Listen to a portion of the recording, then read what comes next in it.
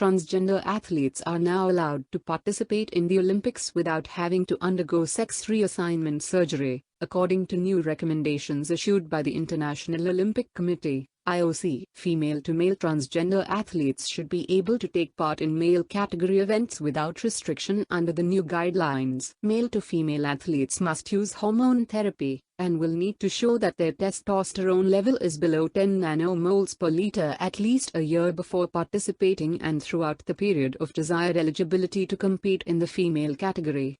In addition, an athlete's stated female gender identity cannot be changed, for sporting purposes, for a minimum of 4 years.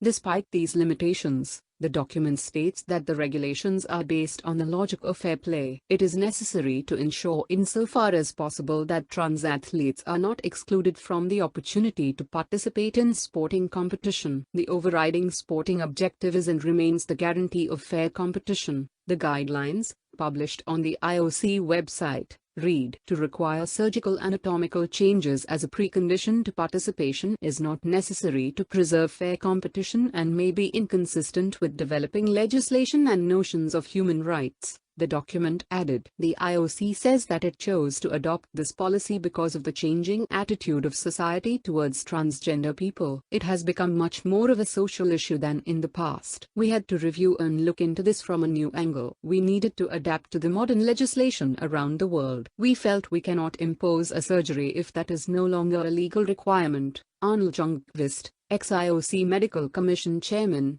told AP. Other officials are promoting the new regulations, saying they are unprecedented. I don't think many federations have rules on defining eligibility of transgender individuals. This should give them the confidence and stimulus to put these rules in place, IOC Medical Director Dr. Richard Budgett said, as quoted by The Guardian. The guidelines aren't mandatory, and are presented as recommendations, but should be applied for this year's Olympic Games in Rio de Janeiro. This is a scientific consensus paper, not a rule or regulation. It is the advice of the Medical and Scientific Commission and what we consider the best advice, Budgett emphasized. Previously, transgender athletes had to have reassignment surgery and at least 2 years of hormone therapy to be allowed to participate in the Olympics. Until 2000, the IOC had carried out gender verification procedures, which were later dropped as unscientific. The new guidelines were initially approved last November in Lausanne, Switzerland,